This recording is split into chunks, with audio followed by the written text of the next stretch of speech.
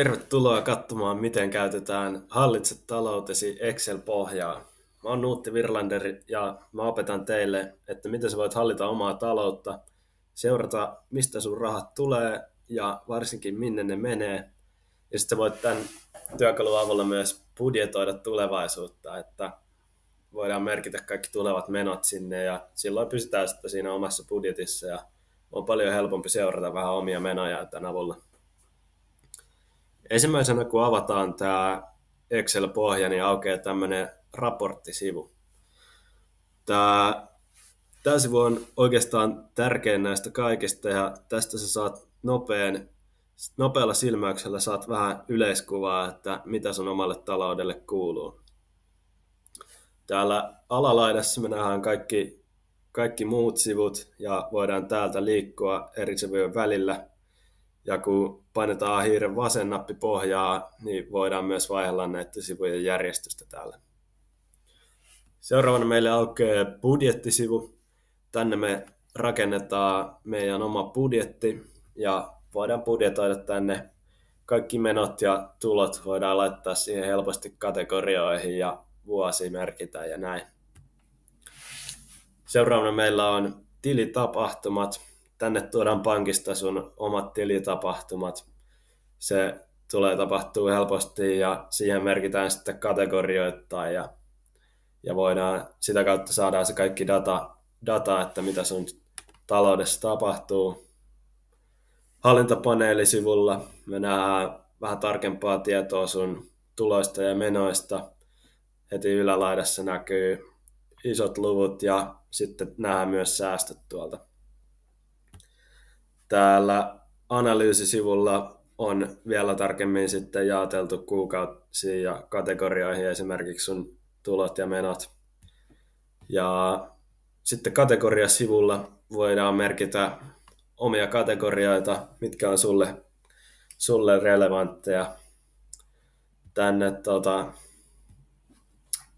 merkataan heti esimerkiksi uusi kategoria, eli aina kun tällaiseen taulukkoon halutaan uusi kategoria lisätä, niin täältä ensimmäinen vapaa rivi. Mä laitan tuohon asumiskategoriaan, se ehdottaakin sieltä jo heti asumiseen uusi alakategoria sähkö. Ja merkataan, että se on meno. Noin, voidaan laittaa sinne uusia kategorioita, ja jos sä haluat poistaa täältä jonkun kategorian, niin helpointa se menee valitsemalla täältä sivuvalikosta, klikkaa tuosta 7 rivin ja nyt koko rivi on siitä valittuna. Sen jälkeen mennään yläpalkkiin, mistä näkyy täältä poista ja siitä klikkaamalla se poistaa koko rivin siitä. Ja toi on oikeastaan paras tapa poistaa, jos halutaan poistaa. Eli merkataan tänne takaisin asuminen, sähkö ja meno. Sitten yhtenä huomiona täällä on erikoisuutena tilisiirto, mihin siinä ei ole tulo eikä meno, vaan siinä on, että ei ilmoiteta. Ja sen mä suosittelen pitämään siellä paikallaan, koska se on kätevä siinä just kun seurataan useampaa tiliä ja näin saadaan sitten kokonaiskuva sun taloudesta. Ja usein on sellainen tilanne, että esimerkiksi säästötililtä siirretään rahaa käyttötilille.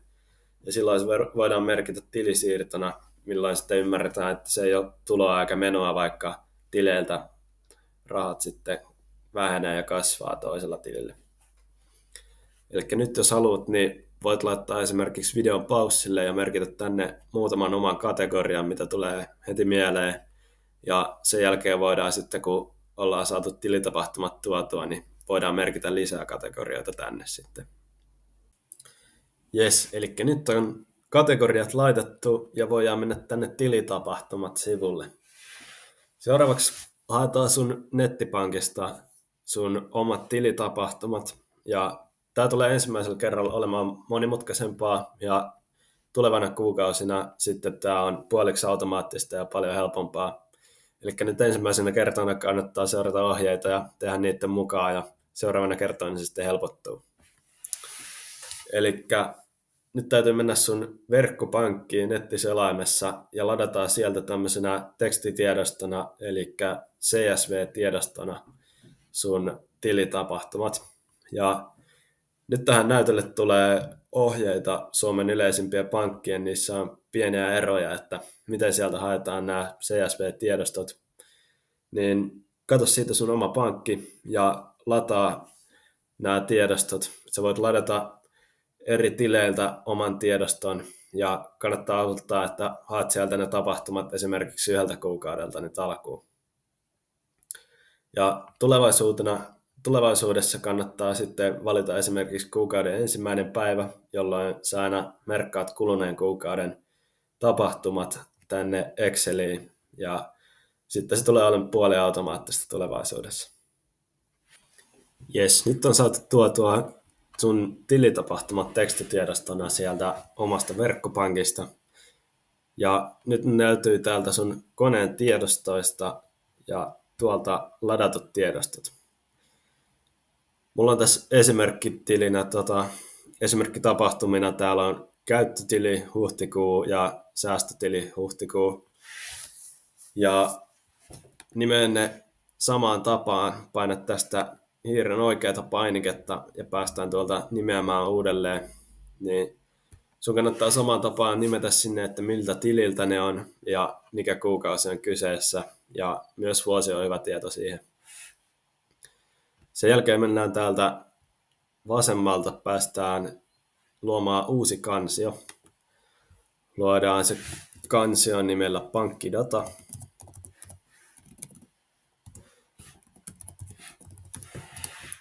Ja siirretään nämä sun tiedostot siihen.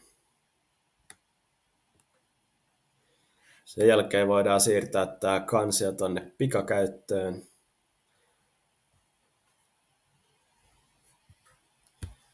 Ja nyt kun mennään tähän Excel-tiedostoon, niin mennään tonne tiedot ja yläpalkista valitaan noudatiedot.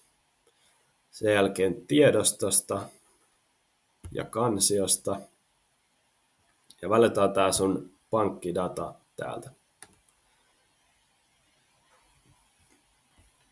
Sen jälkeen nyt näkyy, että meillä on 2 tiedostoa siellä. Valitaan alhaalta yhdistä ja muunna tiedot. Sitten se hetken pohtii ja availee siellä. Ja tässä näkyy nyt meidän tietoja. Siinä on kaikki kunnossa.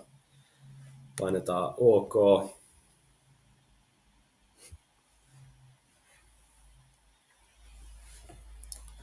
Ja nyt meille aukeaa tänne tämän näköinen näkymä.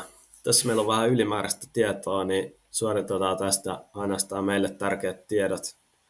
Eli klikataan täältä otsikkoa ja Delete-nappia painamalla voidaan poistaa täältä tietoja. Eli poistetaan toinen päivämäärä, me ei tarvita kuin 1 päivämäärä. Sen jälkeen toi määrä tai summa on ihan tärkeä tieto. Sitten laji voidaan poistaa, selitys voidaan poistaa. Poistetaan myös saajan tilinumero, saajan BIC, viite, viesti ja arkistointitunnus. Ja sen jälkeen siirretään tämä saaja tonne summan vasemmalle puolelle, niin että nyt sä voit tarkistaa, että sulla on samanlainen tilanne siellä omalla näytöllä, että meillä on tili tai sen tiedoston nimi, josta me nähdään, että miltä tililtä tämä tapahtuma on tullut. Meillä on päivämäärä, meillä on saaja ja sitten meillä on se summa tuolla ihan oikeassa laidassa. Ja nyt täältä vaiheet kohdasta voidaan nähdä, että tämä sovellus on automaattisesti tallentanut kaikki tähän mennessä tapahtuneet vaiheet, eli tätä ei tarvitse tehdä enää uudestaan ja se osaa tehdä nämä automaattisesti sitten tulevina kuukausina. Sen jälkeen valitaan täältä vasemmasta yläkulmasta sulje ja lataa ja sulje ja lataa kohteeseen. Meillä aukeaa tämmöinen valikko ja tässä on hyvät tiedot valittuna, eli taulukko ja sijoita tiedot tuonne uuteen laskentataulukkoon. Okei, nyt se on luonut meille uuden sivun tänne pankkidata nimellä ja tässä näkyy kaikki meidän tilitapahtumat sitten. Nyt voidaan vasemman hiiren vasenta nappia painamalla pohjaa voidaan maalata tästä nämä kaikki tiedot ja jätetään tuo otsikkorivi maalaamatta. Sen jälkeen vedetään ihan alas asti ja painetaan Ctrl ja C-nappi samaan aikaan pohjaa, jolloin saadaan kopioitua nämä tiedot täältä. Mennään tilitapahtumat. Tuolta ensimmäinen vapaa solu ja vasemmassa yläkulmassa on liitä ja siitä liitä arvot. Nyt ollaan saatu tuotua kaikki sun tapahtumat tänne ja tuossa ensimmäisenä mulla on sijoitus tehty ja huomataan, että tältä kun kategoriakaassa tuosta avataan lista nuolesta, niin tässä näkyy kaikki meidän kategoriat tällä hetkellä. Ja voidaan sieltä valita sijoittaminen kohta. Ja jos tällä hetkellä sulla on täällä tilitapahtuma, esimerkiksi mulla on tuossa on käynyt ruokakaupassa, sekin löytyy, mutta jos ei löytyisi oikeaa kategoriaa sille, niin voitaisiin mennä tänne kategoriasivulle ja lisätä taas uusi tapahtuma siihen. Ja näin sä voit merkata sitten jokaiseen näihin tapahtumaan oman kategorian, milloin se, kun sä merkkaat siihen alakategoriaan, niin se automaattisesti laittaa oikean kategorian, onko se tulo vai meno ja onko se debittiä vai kredittiä. Eli nyt voit laittaa taas videon paussille ja merkata tähän sun omat kaikki kategoriat tähän täyteen. Sen jälkeen päästään taas eteenpäin. Okei, nyt on saatu kaikki alakategoriat merkittyä ja huomataan, että täällä yläpalkissa voidaan katsoa tietyn kategorian tapahtumia. Että jos valitaan tuosta asumiskategoria, silloin se näyttää ainoastaan sen kategorian tapahtumat ja saadaan se valinta poistettua sitten tuolta oikeasta yläkulmasta. Painetaan ruksia ja tyhjennetään valinnat. Sen jälkeen voidaan muuttaa täällä tilin kohdalla lukee sen sun tiedoston nimi, niin voidaan muuttaa ne käyttötiliksi. Otetaan solun oikea alakulma, katsotaan, että ruksi muuttuu mustaksi. Sen jälkeen hiiren vasen painike pohjaan ja vedetään tänne alas. Sitten huomataan, että tuossa muuttuu säästötiliksi. Siitä vapautetaan, niin kaikki muuttuu käyttötiliksi ja tänne sama homma. Säästötili. Säästötili. Jes, ei tule kirjoitusvirheitä ja siihen saadaan samalla lailla vedettyä se alas. Noin. Nyt me voidaan myös täältä valita, että ainoastaan säästötilin tapahtumat, silloin näkyy ainoastaan ne. Ja samalla tavalla voidaan poistaa tuolta oikeasta yläkulmasta valinta. Okei, nyt kuvitellaan, että kuukausi on kulunut. Nyt on ensimmäinen päivä kuukaudesta ja haluttaisiin saada tänne uusia tietoja. Me ollaan käyty taas verkkopankissa hakemassa se tekstitiedosto sieltä uuden kuukauden tiedot. Avataan tuolta ladatut tiedostot.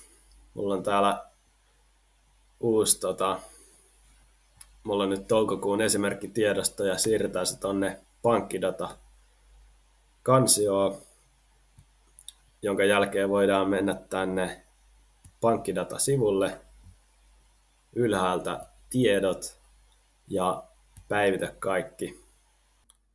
Noin, nyt huomataan, että sinne on tullut uuden kuukauden tiedot ja voidaan ne kopioida tosta.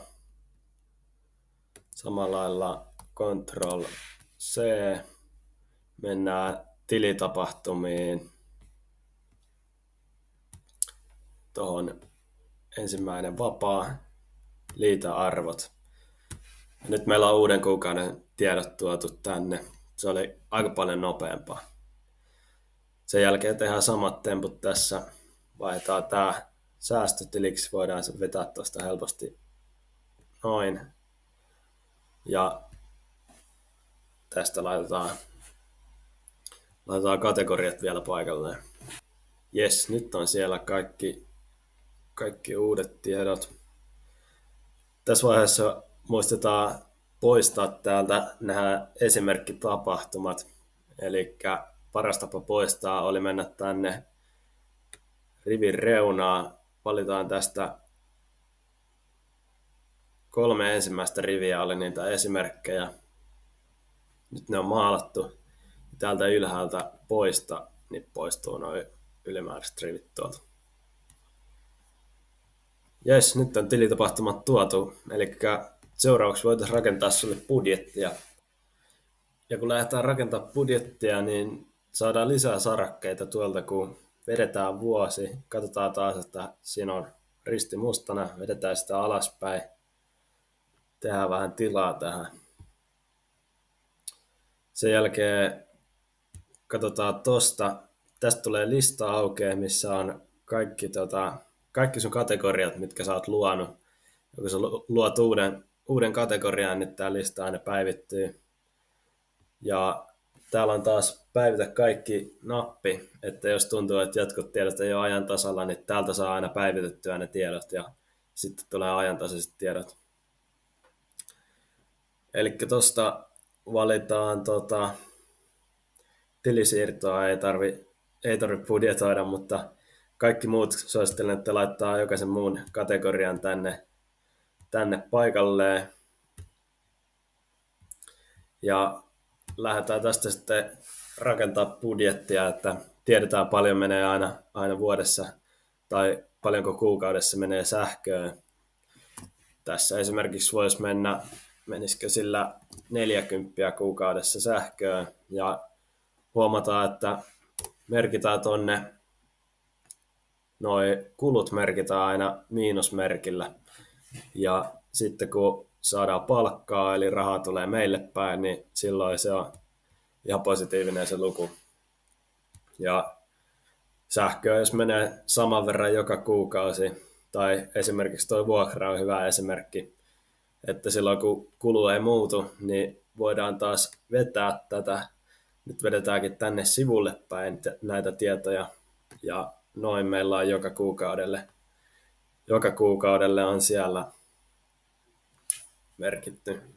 Ja nyt sä voit laittaa ne sun omat kategoriat tänne ja sitten budjetoida siihen aina joka kuukaudelle tietyn summan tiettyä kategoriaa kohden.